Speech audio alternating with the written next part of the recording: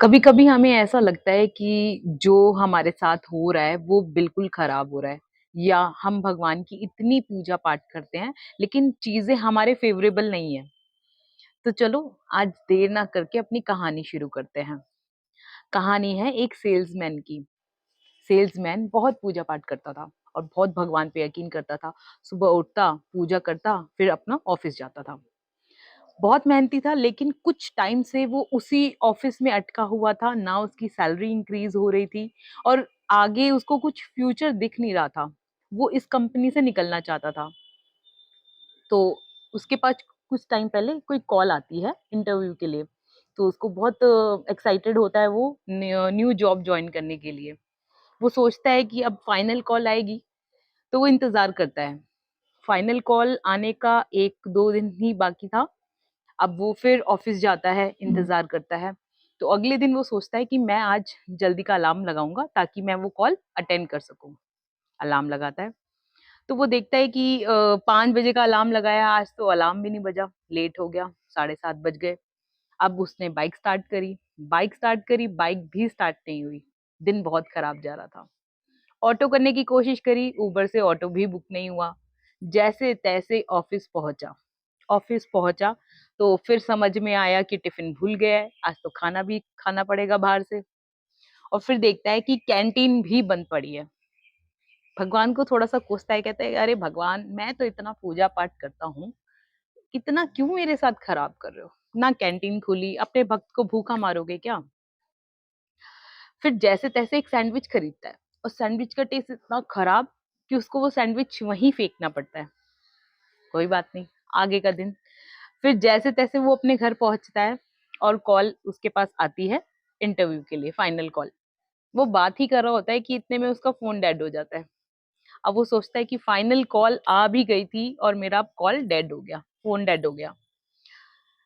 निराश होता है, परेशान भी होता है, भगवान को थोड़ा सा बोलता भी है कि भगवान, आज का दिन आपने बहुत ही खराब किया मेरा। अब जैसे तैसे सोने लगता है।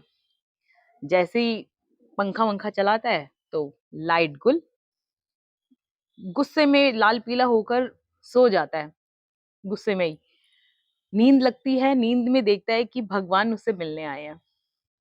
तो भगवान उससे बातें करते हैं और भक्त, उनका जो सेल्समैन होता है, बड़ा परेशान होकर भगवान को कहता है कि भगवान, आप ये कैसे कर लेते हो? मैं आपकी इतना पूजा पाठ करता हूँ, आपको अपने भक्त के बारे में सोचना चाहिए। तो भगवान कहते हैं कि बेटा, मैंने तेरे बारे में सोचा। तुझे नहीं पता कि अगर तू बाइक से जाता अगर आज, तो तेरा एक्सीडेंट लिखा ही था, हो जाता। और जिस कैंटीन की तू बात कर रहा है, उस कैंटीन में सड़ा हुआ खाना कल मिला है, इसी वजह से वो बंद कर दी गई है। तू वहां का खाना खाता तो तू बीमार हो जाता। और जो जिस इंटरव्यू के लिए तू इतना वेट कर रहा था, वो एक फ्रॉड कंपनी थी। तुझसे पैसे निकलवाती और तेरा नुकसान हो जाता। और जहां लाइट की बात रही, अगर वो लाइट नहीं जाती तो आज तेरे घर में शॉर्ट सर्किट होना ही था। तू मेरा प्यारा भक्त है, इसलिए ये बातें मैं तुझको बता रहा हूँ, वरना ये बातें मैं किसी को बताता नहीं हूँ। वो शर्मिंदा होता है और भगवान का कहता है कि भगवान, मुझसे गलती हो गई।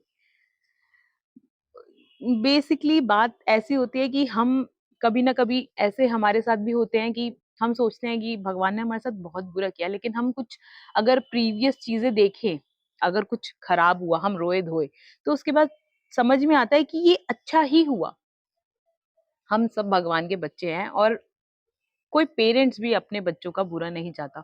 तो हम तो भगवान का ही क्रिएशन है, तो कैसे वो हमारे साथ बुरा होने दे सकता है? सुबह शाम बस एक चीज रखना है आपको, अपने ईश्वर पे ट्रस्ट। उन पे यकीन रखेंगे तो चीजें अपने आप अच्छी ही होंगी। भरोसा करेंगे तो आगे भी अच्छा ही होगा। और आपके चाहने से कुछ चीजें नहीं होती है, चाहते हैं ईश्वर। जो आपके लिए अच्छा होगा वो वही करेंगे, चाहे कुछ टाइम के लिए आपको इसमें रोना पड़े।